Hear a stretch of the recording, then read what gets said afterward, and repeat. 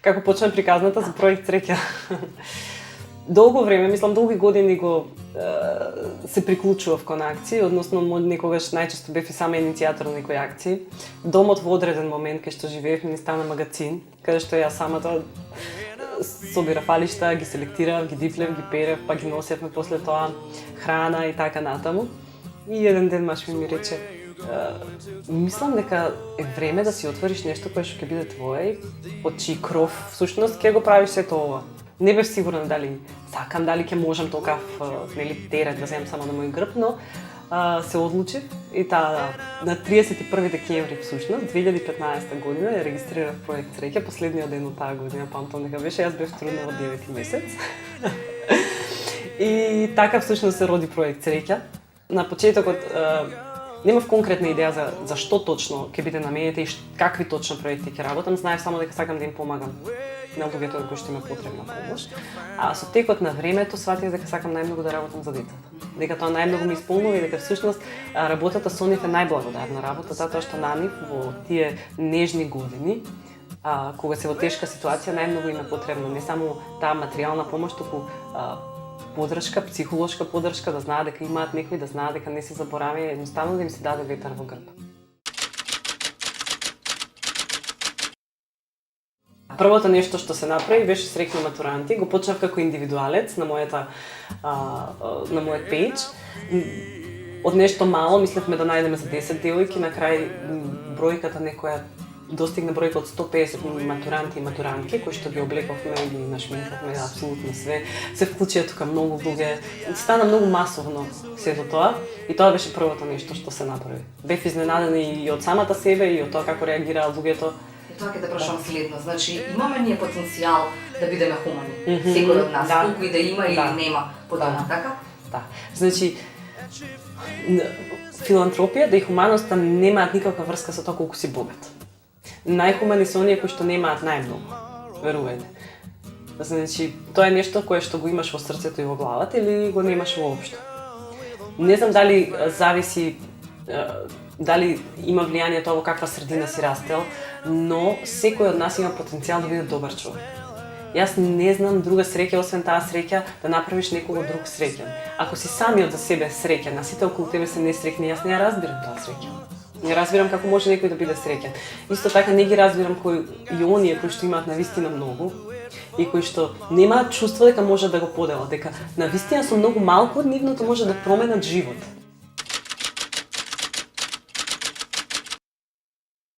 Ние во проектите најчесто сме медијатори, особено во Среќна матуранти. Не ги сликаме, значи едно од нашите, да кажеме, правила е дека не ги сликаме и не ги објавуваме, освен ако самите не сакаат. И најчесто не се сретнуваме лично.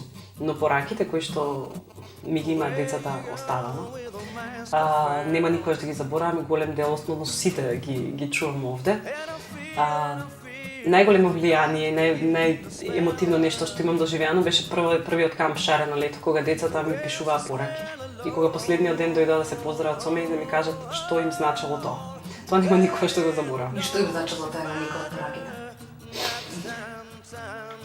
Имаше едно девојче кое што сега веќе прераснува во девојка и ми рече за прв пат во животот некој ми направи среќа. Ова беше првиот момент кога бев вистински среќна и фала ти многу. Тоа нема никој што го заборава.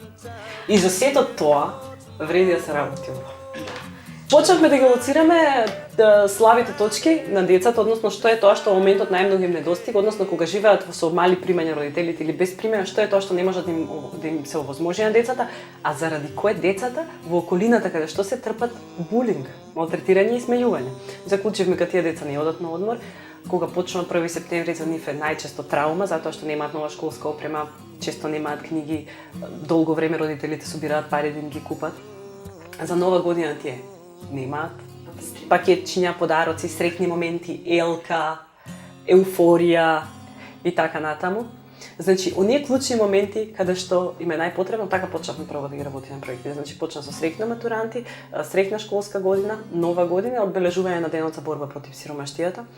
Потоа почнавме со други проекти, за годинава да стигнеме до суштински, значи сватев дека стигнавме во состојба кога треба суштински психолошки да домуваме на тие деца во нивната едукација, во пристапот до образование и неформално образование. Значи тоа е тоа што многу им недостига, вештини им недостига, значи сега го отворив нова година за прв пат нашето драмско студио Неверленд, кое што е наменето за тие деца, каде што активно се припремаат детски представи. Ја мислам да вистина дека ќе ве поканам сите, ќе биде прекрасно.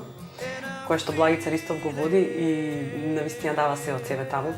Во припрема е првото школа за музика и уметности. Во припрема се мотивациони работилници и психолошки работилници за справување со булинг.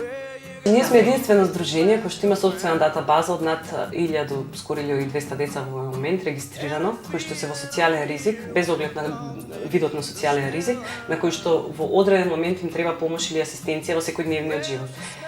Се регистрираат на различни начини, некои директно ни се јавуваат, некои ги пријавуваат роднини, пријатели, комшии, некои здруженијата сами ги пријавуваат, училиштата, соработуваме со училиштата ги пријавуваат, но сите тие деца, ако не им се помогне во овој момент, да им се даде насока, поттик, психолошка поддршка, за да се борат, да имат подобро образование, да им се даде шанса да имат добро неформално образование, да ги едуцираме за уметност, за музика, за спорт. Да, минатата година имавме еден, го заборавив, тој голем проект за здраво шампиони. На 270 деца од цела Македонија им обезбедивме спортска опрема и годишни чланарини за спорт, што мислам дека е многу важно. Значи, ако не им го обезбедиме сето тоа на тие деца, тие во иднина ќе станат еден многу голем дел непродуктивни граѓани.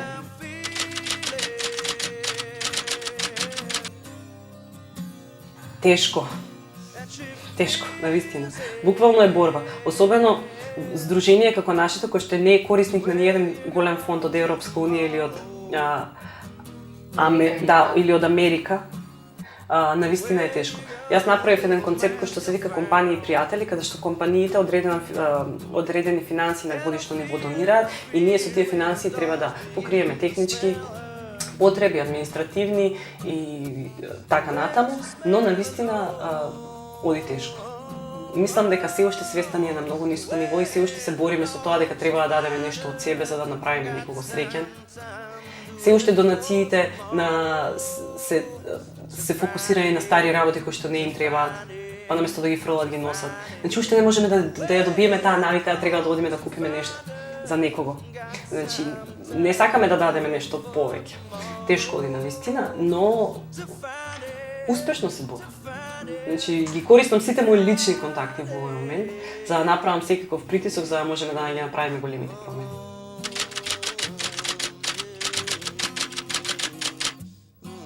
Слушајте го срцето.